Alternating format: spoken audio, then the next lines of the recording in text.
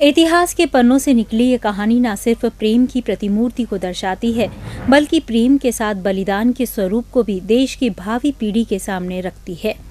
सलुम्बर की रानी हाड़ी रानी द्वारा अपने पति को फर्ज याद दिलाने के लिए दिया गया बलिदान न सिर्फ प्रेम की निशानी बल्कि इतिहास का सबसे बड़ा बलिदान भी है। आइए आपको भी रूबरू करवाते हैं प्रेम, त्याग और बलिदान के इस गौरवशाली इतिहास से। बात 16वीं शताब्दी की है, जब किशनगढ़ का राजा मानसिंह को बनाया गया। ऐसे में औरंगजेब ने किशनगढ़ के राजा मानसिंह को संदेश भेज राजकुमारी चारुमती से विवाह की इच्छा जता दी। औरंगजेब चारुमती से विवाह करने पहुंचता उसके पहले ही चारुमती ने उदयपुर के राजा राज सिंह को एक पत्र लिखा। संदेशवाहक जब महाराजा राज सिंह के पास पत्र लेकर पहुंचा तो राज सिंह का दरबार सजा हुआ था। दरबार के बीच ही जब महाराजा राज सिंह ने पत्र को पढ़ा तो वे सकते में आ गए। दरअसल राजकुमारी चारुमती ने पत्र में अपनी रक्षा की मांग की और कहा कि वे तन और मन से उन्हें अपना पति मान चुकी है। ऐसे में अब उनकी ये जिम्मेदारी है कि औरंगजेब से उसकी रक्षा करे। हरावल दस्ते में होने के कारण सलुम्बर राव को इसकी जिम्मेदारी देनी थी, लेकिन महज एक दिन पहले ही सलुम्बर के राव रतन सिंह की शादी हाड़ी रानी के साथ हुई। हाड़ी रानी के हाथों की मेहंदी भी नहीं सूखी थी कि उदयपुर के राजा राज सिंह का संदेश राव रतन सिंह के पास पहुंचा। महाराजा के संदेश के तहत राव रतन सिंह को किशनगढ़ से पहले ही औरंगजेब की सेना को रोकना था और चारुमती की अस्मिता की रक्षा करनी थी।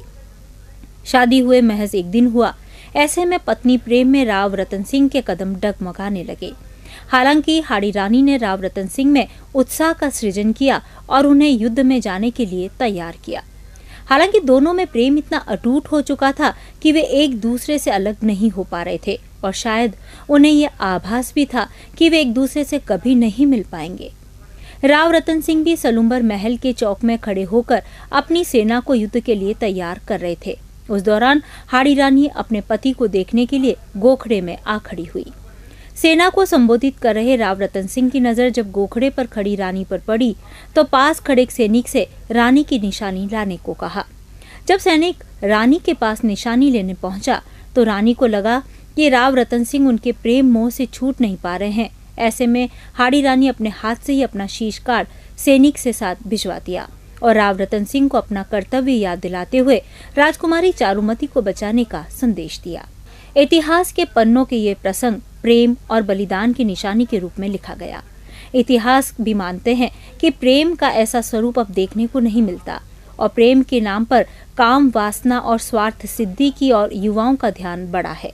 हाड़ी रानी पर एक किताब लिख चुकी सलुम्बर के लोग और इतिहासकार ये जरूरत बताते हैं कि देश की भावी पीढ़ी को प्रेम के इस प्रसंग से अवगत कराना चाहिए ताकि वे प्रेम के वास्तविक स्वरूप को समझ सके।